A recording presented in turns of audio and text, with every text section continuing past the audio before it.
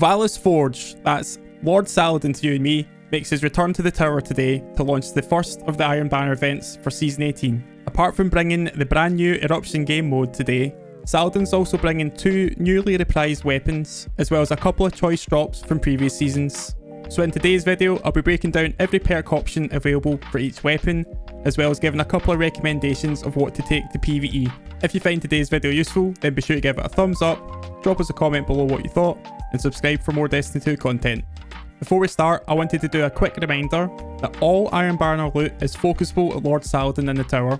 This means every time you level up your Iron Banner reputation, you can use 1 Iron Engram to focus any of the loot that's available in your collections. There's also weapons featured on the reward track at Saladin, but these tend not to have the best rolls available. If Lord Saladin happens to have a weapon that you've not unlocked in your collections yet, then this is a guaranteed way to unlock it for future focusing. So now that you've amassed a few Iron Engrams, let's take a look at the different weapon rolls available. Okay, so first up we have the Allied Demand, which is a returning adaptive frame kinetic sidearm. In the third column we have Auto-Loading Holster, Rangefinder, Rapid Hit, Subsistence, Air Assault, and Well-Rounded. The fourth column we have Under Over, Gutshot Straight, Iron Reach, Frenzy, Multi-Kill Clip, and Eye of the Storm. For PvE, I would probably look for either Rapid Hit and Frenzy, Rapid Hit and Multi-Kill Clip. Subsistence Frenzy is also a really good combo, and there's not really much else going for it. For magazine, Tactical Mag for that increase in the mag size, reload and stability. Floated Barrel for the increase in handling and stability. And for Masterwork, I would probably look for range, just to bring that up. Occluded Finality is the Arc Frame Aggressive Sniper Rifle. In the third column, we have No Distractions, Auto-Loading Holster, Under Pressure, Surplus, Snapshot, and Rapid Hit. In the fourth column, Demolitionist, Iron Reach, Elemental Capacitor, Vorpal Weapon, Opening Shot, and Firing Line. For me, I would probably go for Auto-Loading Holster paired with Firing Line as a high DPS option.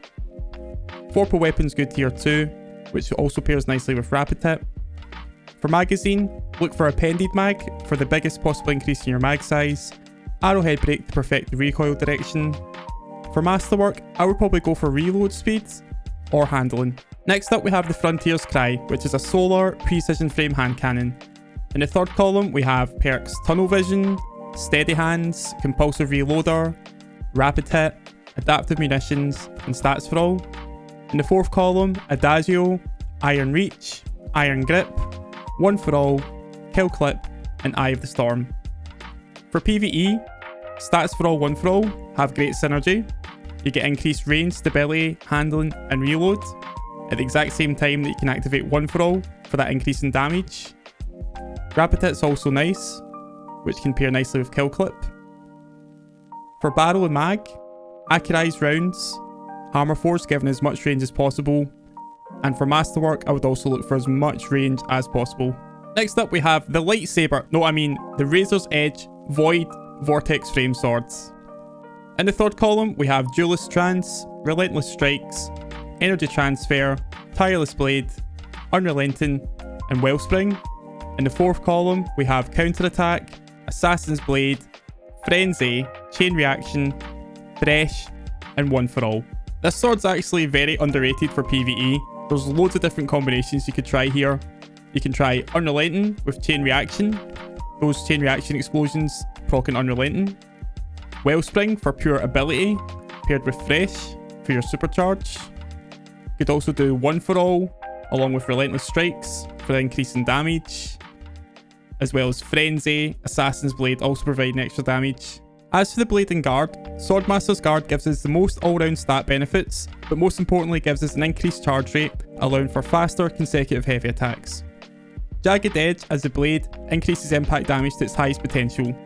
The sword will already come with an impact masterwork, so go ahead and do that if you like.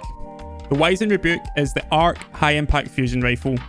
In the third column we have Well-Rounded, Subsistence, Moving Target, Steady Hands, Heating Up, and Under Pressure. In the fourth column we have Backup Plan, Iron Grip, Iron Gaze, Vorpal Weapon, Successful Warm-Up, and Cornered. This doesn't really have many PvE options. If I was to really push for it, I would go for Subsistence and Vorpal, but this is mainly a PvP weapon. For the Barrel and Battery, we're looking to increase that stability as much as possible. Particle Repeater gets the job done here. and Chamber Compensator allows us some stability along with recoil direction control. As for the masterwork, look for either stability or handling. Okay, moving on, we have the Hero's Burden, which is a Void 900 RPM adaptive frame SMG. In the third column, we have Zen Moment, Fragile Focus, Air Assault, Tunnel Vision, Feeding Frenzy, and Well-Rounded.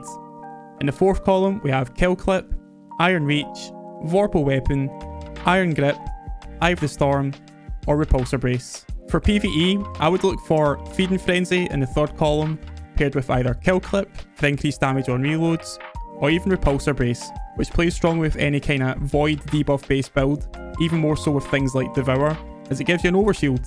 For the magazine and barrel, Ricochet rounds for that increase in range and stability, which will pair nicely with Corkscrew for even more stability, range, and a bit extra handling.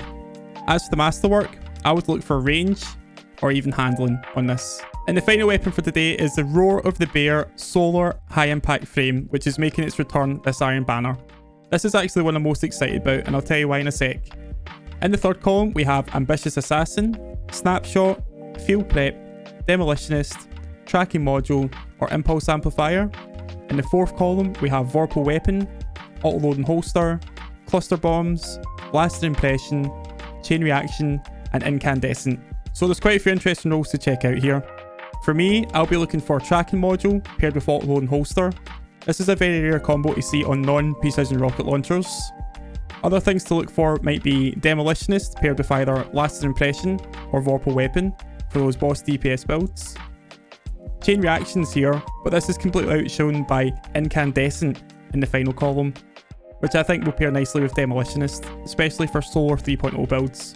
As for Barrel and Mag perks, look for Impact Casing, as this gives you a 10% increase to the impact damage, Quick Launch for that increase in velocity and handling, and as for the masterwork, I would spec into either velocity or handling if possible. And that's it for today's video. If you're looking for somewhere to come hang out to bring in the reset, then why not stop by my Twitch channel, which I'll link down in the description. Be sure to tell me in the comments below which roles you'll be chasing this Iron Banner event, and while you're down there, why not leave us a like and a subscription, as that really helps the channel out, and I'll see you in the next one.